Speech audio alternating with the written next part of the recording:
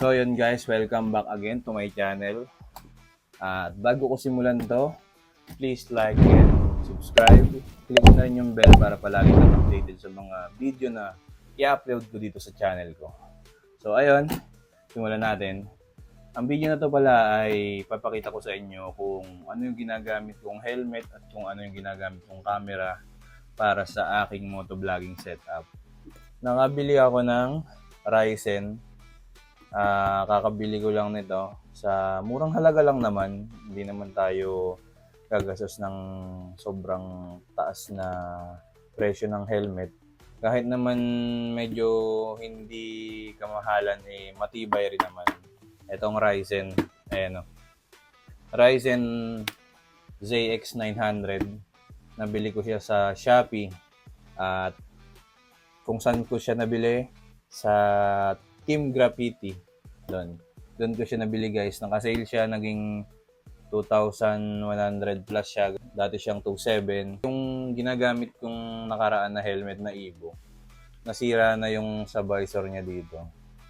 Kumbaga, kada babiyahe ako, lumalaglag ng lumalaglag. Kaya, ayun. Sa halip na bumili ako ng visor ng Evo, eto na. Binili ko na ng helmet na Ryzen. Nakita ko, mura lang naman. Kaya, ayun, binili ko na. So, itong Ryzen na to yung ginagamit ko ngayon. ZX 900 full face. Ayan guys.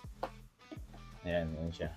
Ang ginagamit ko palang camera ay itong Action 5 Pro. DJI Osmo Action 5 Pro. Ayan siya. Ayan. Sineset up ko lang yung settings niya dito. Kagaya nga ng mga sinasabi ko sa ibang vlog ko na nagta-try and error ako dito sa Action 5 Pro na to sa settings niya kasi hindi ko masyadong kapa yung settings niya. At tinitingnan ko kung ano maganda sa paningin ko. Yun. So ito. Itong Action 5 Pro na to. DJI. Tapos yung mic ko. So hindi pa dumadating yung galing Kuwait na DJI na mini mic. DJI din yun. Ito muna yung ginagamit ko pansamantala. Meron ako ditong lapel. Ayan, ito nabili ko to sa TikTok din. Ayan. Ayan. Hindi siya boya. Okay na rin to. Pansamantala lang naman. Tapos ito yung lapel. Ayan. 3.5mm. So, ayan. Ito. Yung aking mounting, ito. Sa Shopee din. Ayan guys. Sa Shopee. Nabili ko siya ng 200. 200 plus ganun. Ayan siya. Ito ko siya nilalagay. Mamaya papakita natin sa inyo kung paano ko i-set up. So, ayan siya. Tapos,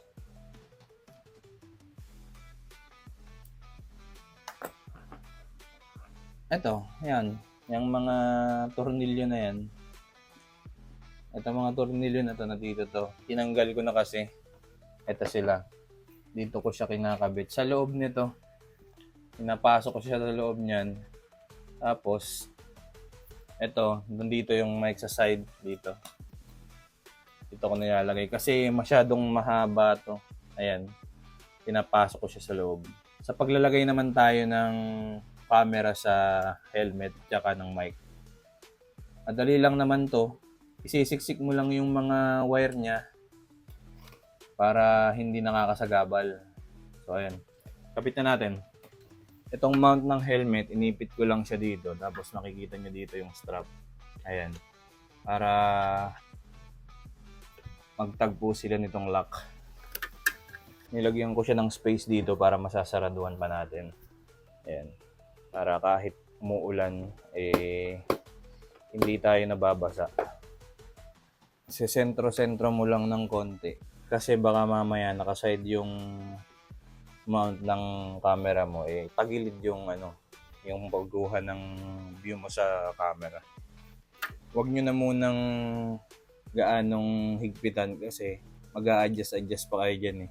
Kumbaga, minsan kasi hindi nagpapantay ito, tsaka dito yung paghila nyo. Gaya niyan guys, oh.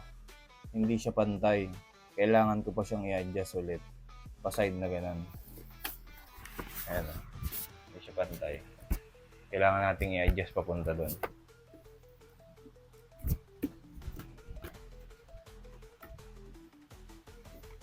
Ayan guys, pantay na siya. Lalagay na natin yung ating mic dito sa loob. Dito siya lalagay. Natanggal ko na to. At ilalagay na lang natin dito sa side. Dito sa pinaka-side niya. Dito ko nilalagay yan. Sa bilog na to, sa may tenga. Kabit lang muna natin. Ito yung pinapasok ko sa loob. Natantya ko lang kung gaano kahaba para maiikot ko dito. Para paglalagay dito sa camera ng mic hindi gaanong nababanat. Dito ko siya pinapadaan. Itong wire na to dito, ayan, sa side na yan. Tapos titingnan ko kung gaano siya kahaba. Sakto lang naman kasi yung pag-ikot niya. So ayan, andito na yung mic natin sa loob. Andito na ito. Naikot ko na rin siya, naitama ko na kung paano ilalagay yung kanyang camera dito. Ilagay naman natin yung camera para makita natin kung tama lang ba yung wire na in-extend natin dito sa helmet. Yan, nakalagay DJI. Lagyan na natin. Lagyan lang natin ng konting space dito para maikot natin tong wire. So, ayan na guys. Nalagay ko itong mount ng camera. Lagay na natin yung camera. Siya nga pala guys, itong camera na to, madali lang ilagay ito kasi magnet yung ilalim. Tapos may magnet din yung kanyang mount. Ganito lang natin ilalagay. Pag pumitik na siya dito guys, ibig sabihin nakalak na siya. Hindi na siya basta-basta matatanggal dyan kahit pa mabilis yung takbo natin. So, ilagay muna natin. Yan. Yun. Pumitik na siya. Ibig sabihin hindi na siya matatanggal. Kahit ganun-ganunin nyo yan, hindi siya matatanggal. So, yun. Yun ang kagandahan nitong camera na to. Ayan. Ganyan siya. Iikot na natin tong ating mic. Ayan, nakaganyan siya. Dito natin ilalagay yan. Ayan. Bubukas lang natin. Ayan na siya. Ay.